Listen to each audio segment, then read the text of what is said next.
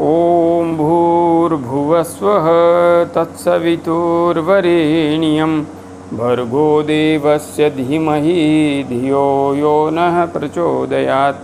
उस प्राण स्वरूप, दुखनाशक, सुख स्वरूप, श्रेष्ठ, तेजस्वी, पापनाशक देव स्वरूप परमात्मा को हम अपनी अंतरात्मा में धारण करें। वह परमात्मा हमारी बुद्धि को सतमार्ग की ओर प्रेरित करे। भाइयों बहनों, जय श्री राम, जय गुरुदेव, जय माँ आदि शक्ति। आप सभी भाइयों बहनों की साधना से संबंधित जिज्ञासाओं का समाधान करते हुए मैं आज प्रथम जिज्ञासा सम्मिलित कर रहा हूँ। हमारी गुरु बहन नीतू राणा जी ने अपनी जिज्ञासा प्रकट करते हुए लिखा है। प्रणाम भाई साहब, प्रणाम बहन, प्रणाम। क्या समाधि की स्थिति में भी साधक गायत्री अनुष्ठान कर सकता है? मैं नवरात्रि में अनुष्ठान करना चाहती हूँ, कृपया मार्गदर्शन करें। बहन, सर्वप्रथम तो मैं आपसे आज विशेष निवेदन करना चाहता हूँ। आपको पूज्य सद्गुरुदेव के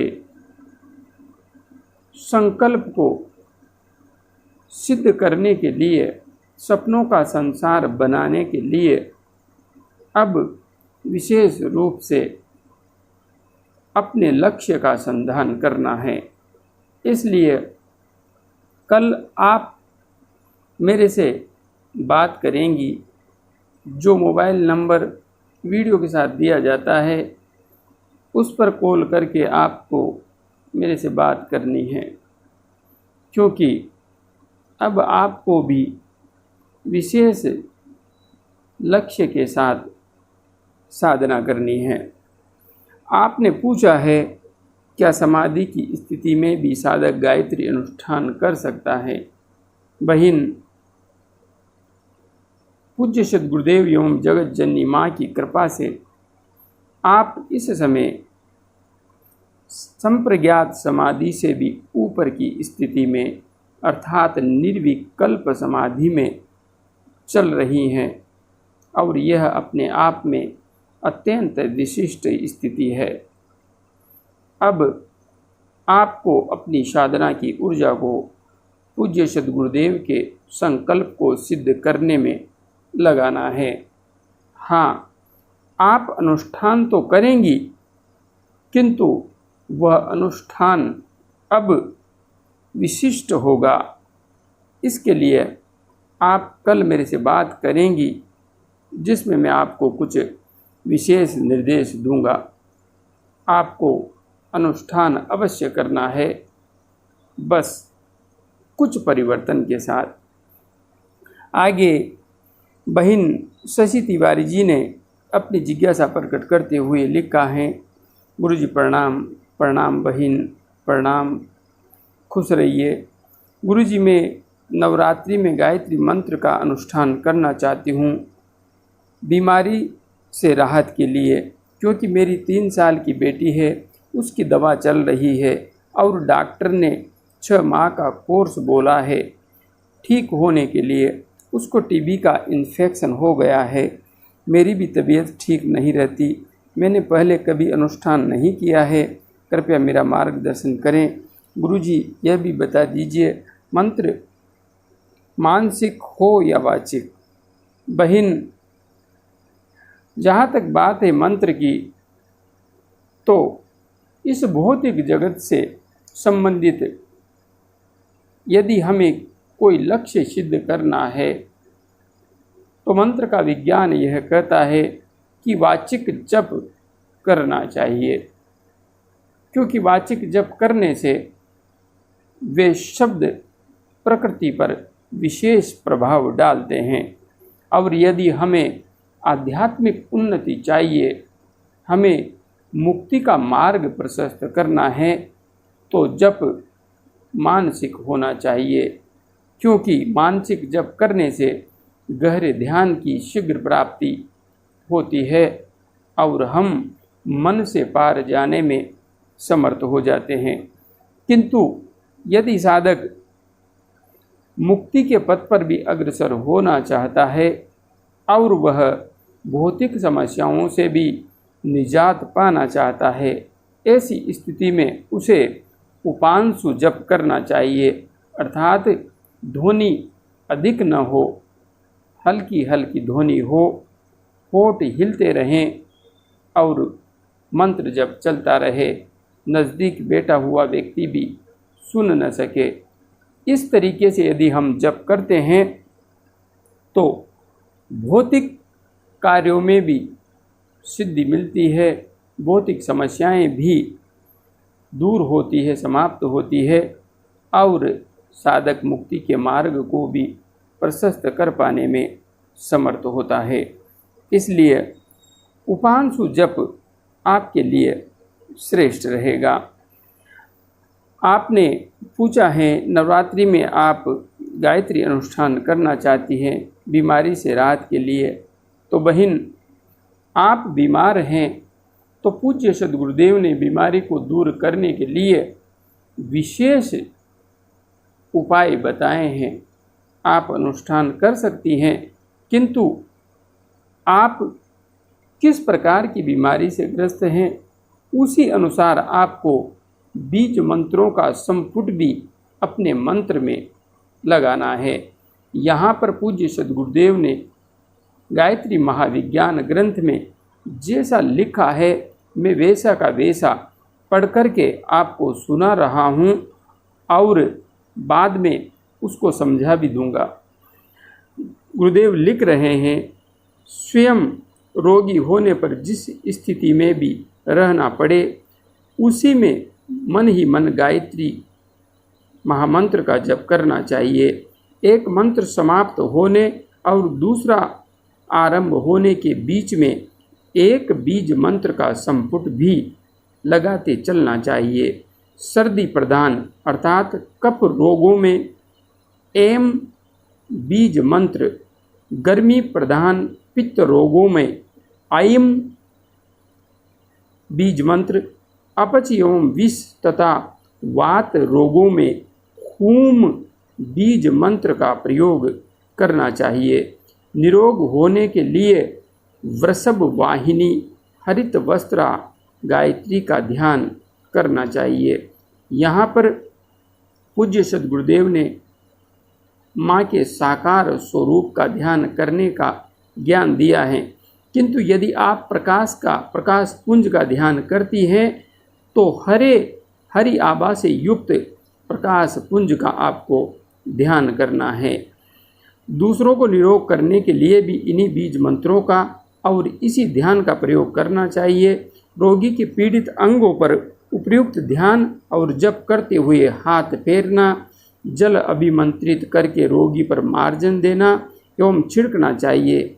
इन्हीं परिस्थितियों में तुलसी पत्र और काली मिर्च गंगा जल में पीसकर दवा के रूप में देना, यह सब उपचार ऐसे हैं जो किसी भी रोग के रोगी को दिए जाएं तो उसे लाभ पहुंचाए बिना न रहेंगे। बहन, यहाँ पर जो बीज मंत्र पूज्य सद्गुरुदेव ने बताए हैं, सर्दी प्रधान रोग में एम बीज मंत्र जो एडी वाला शब्द है, वर्ण है, उस पर अम की मात्रा लगी हुई है, एम।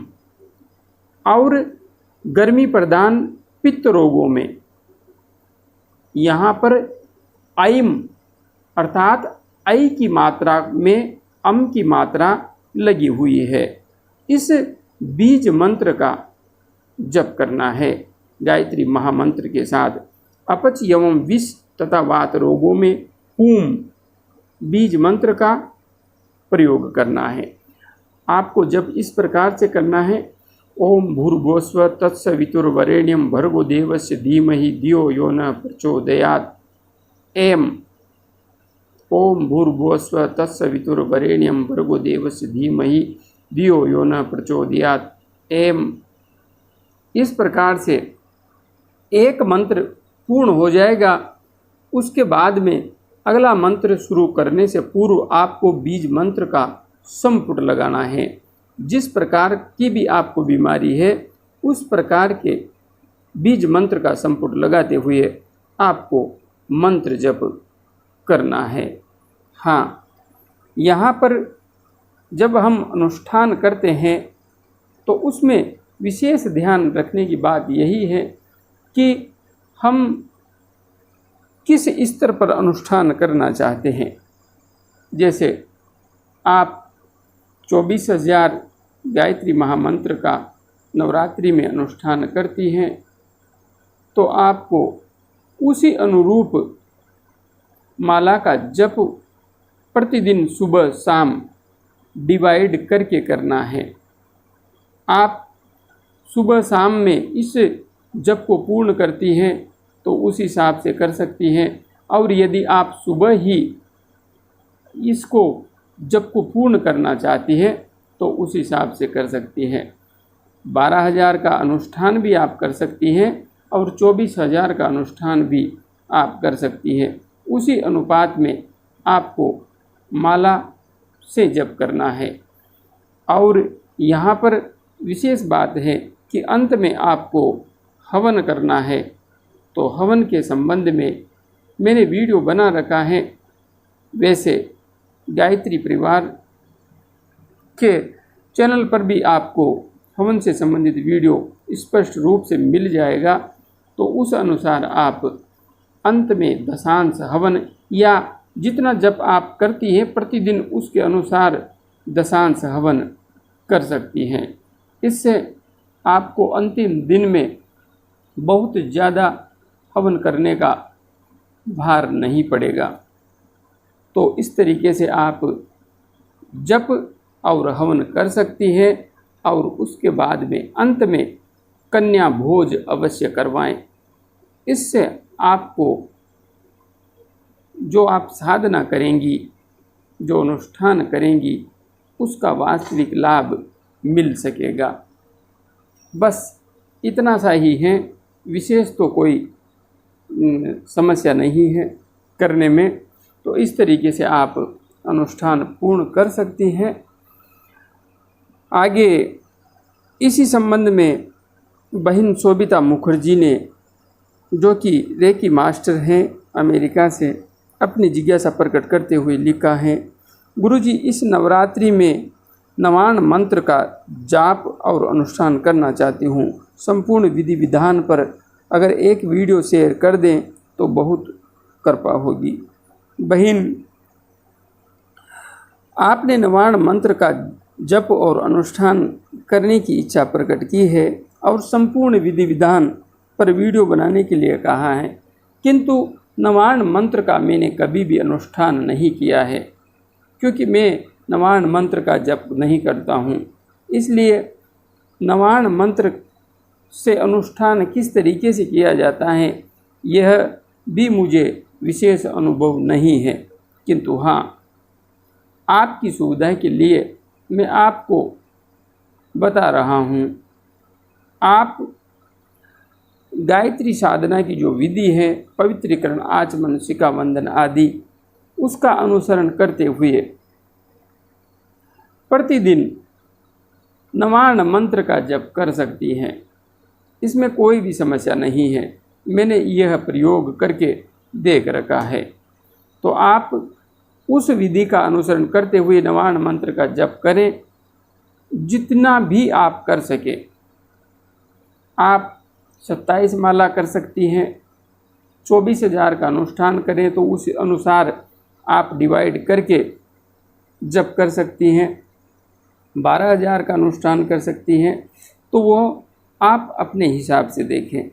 बाकी अंत में आपको या प्रतिदिन हवन करना है, तो हवन में आप गायत्री हवन की विधि का अनुसरण कर सकती है।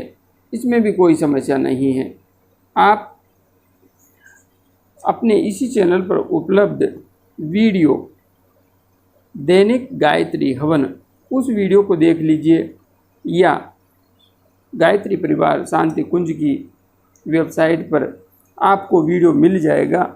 उस वीडियो को देख लीजिए। उसके अनुसार आप प्रतिदिन हवन कर सकती है। हाँ, जहाँ पर आपको विशेष गायत्री महामंत्र से आहुति देनी है वहाँ पर आप नमाण मंत्र से आहुति दे सकती हैं। बस यही इतना सा है। अंत में कन्या भोज अवश्य करवाएं, आपका अनुष्ठान पूर्णतया सफल रहेगा। इसलिए आप सब साधना करते हुए अनुष्ठान संपन्न करना चाहते हैं तो कर सकते हैं। हाँ, छोटी मोटी त्रुटि यदि कोई रहती है तो मन में भय नहीं लाएं, किसी प्रकार का डर नहीं लाएं। कोई समस्या नहीं है, कोई भी समस्या नहीं है। हम परमपिता परमात्मा की जगत जननी माँ की साधना, उपासना, भक्ति कर रहे हैं तो डरने वाली कोई विशेष बात नहीं है। सहजता से अपनी साधना को पूर्ण करें। मेरी शुभकामनाएं आप सबके साथ हैं। हमेशा आगे बढ़ते रहिए। ओम शांति शांति शांति। जय गुरुदेव, जय माँ आदि शक्ति।